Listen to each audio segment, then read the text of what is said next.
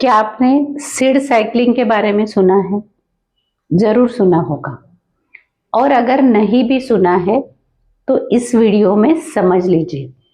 बहुत ही काम की चीज़ है, बहुत सिंपल चीज़ है लेकिन बहुत इफ़ेक्टिव और काम की चीज़ है। अगर आप इनफर्टिलिटी से परेशान हो या फिर आपको पीसीओडी है, बहुत प्रयत्न करने के बावजूद भी आपको प्रेगनेंसी नहीं रुक रही है, तो ये वीडियो आपके लिए है। नमस्कार, मैं हूं doctor Sandhya Salve, Ayurvedic physician, psychologist and गर्भ संस्कार एक्सपर्ट। सीड साइक्लिंग को समझने के लिए सबसे पहले हमें पूरी मेंस्ट्रुएशन प्रोसेस को समझना पड़ेगा। हमारी मेंस्ट्रुएशन प्रोसेस की साइकिल कैसे होती है वो समझना पड़ेगा।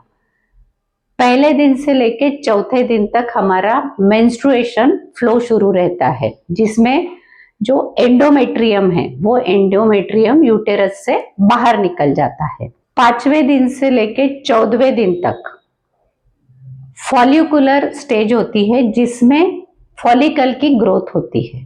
13वें या 14वें दिन फॉलिकल रप्चर होता है और फिर फर्टिलाइजेशन होता है। फर्टिलाइजेशन होने के बाद में 7 से 8 दिन बाद इम्प्लांटेशन होता है।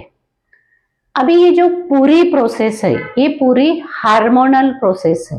फॉलिकल की ग्रोथ के लिए, रप्चर के लिए, इम्प्लांटेशन के लिए सबसे जरूरी हार्मोन है एस्ट्रोजन और प्रोजेस्टेरोन।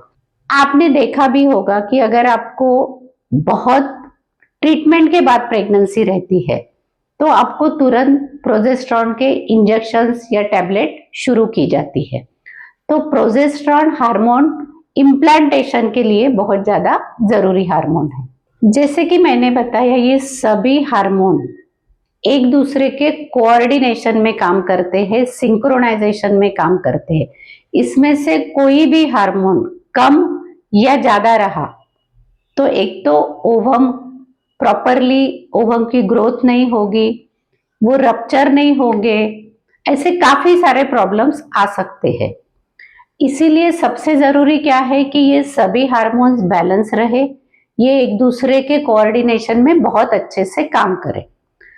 तो अभी हमें समझना है कि ये नेचुरल तरीके से हम किस प्रकार से कर सकते हैं। जैसे हमने देखा कि पहले दिन से चौथे दिन तक मेंस्ट्रुएशन फ्लो होता है और फिर 5वें दिन से लेके 14 डे तक क्या होता है, फॉलिकल का ग्रोथ होता है। तो अभी पहले दिन से लेके 14वें दिन तक आपको क्या करना है, पंपकिन और फ्लैक्स सीड्स, ये 2 सीड्स लेने हैं जो आपकी एस्ट्रोजन लेवल को मेंटेन रखने वाले हैं। अगर आप में पीसीओडी भी है, जैसे कि आपका बहुत ज्यादा वेट गेन हो रहा है, इरेगुलर मेंस्ट्रुएशन साइकिल है, ओवम बनता नहीं या ओवम की प्रॉपर ग्रोथ नहीं होती है, तो ये सब भी सिम्टम्स आपके हैं, तो उसमें भी ये सीड साइकिल हेल्प करने वाली है। तो ये क्या करेंगे, पंपकिन और फ्लैक्स सीड्स क्या करेंगे, एस्ट्रोजन की लेवल को मेंटेन करेंगे। यानी एस्ट्रोजन लेवल अगर ज्यादा है तो उसे बैलेंस में लाएंगे, कम है तो भी उसे बैलेंस में लाएंगे।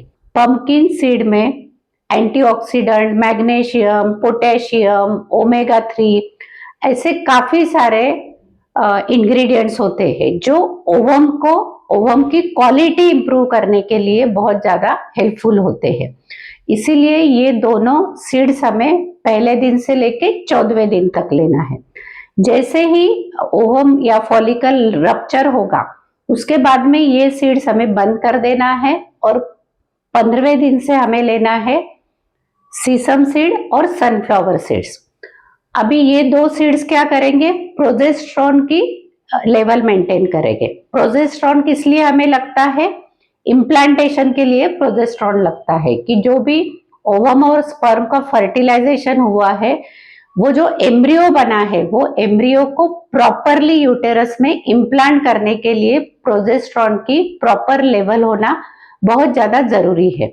इसीलिए 15वें दिन से हम क्या करेंगे, प्रोजेस्टेरोन लेवल को मेंटेन करने की कोशिश करेंगे। अगर आप ये सीड साइकिल इस प्रकार से फॉलो करोगे तो आपके बॉडी में सभी हार्मोन्स बैलेंस रहने वाले हैं, स्पेसिफिकली एस्ट्रोजन और प्रोजेस्टेरोन, जो आपकी फर्टिलिटी के लिए बहुत ज्यादा यूजफुल हार्मोन्स है। इस सीड्स को आपको मॉर्निंग में 1 चम्मच खाना है, यानी एक एक चम्मच दोनों सीड्स आपको, जैसे आप फ्लैक्स सीड ले रहे हो, पंपकिन सीड ले रहे हो, तो आपको दोनों एक एक चम्मच सीड्स लेना है और उसको अच्छे से चबा चबा के खाना है मॉर्निंग में। इसे आप स्मूदी, ओटमील, सीरियल्स, ब्रेकफास्ट इसके साथ भी ले सकते हो। तो अभी आप मुझे बताइए कि आपको ये जानकारी कैसी लगे, कमेंट करके हमें जरूर बताइए। और अगर आप इनफर्टिलिटी से परेशान हो तो आयुर्वेदिक दवाइयाँ इनफर्टिलिटी में बहुत अच्छे से काम करती है, आप हमारे साथ में कंसल्ट कर सकते हो।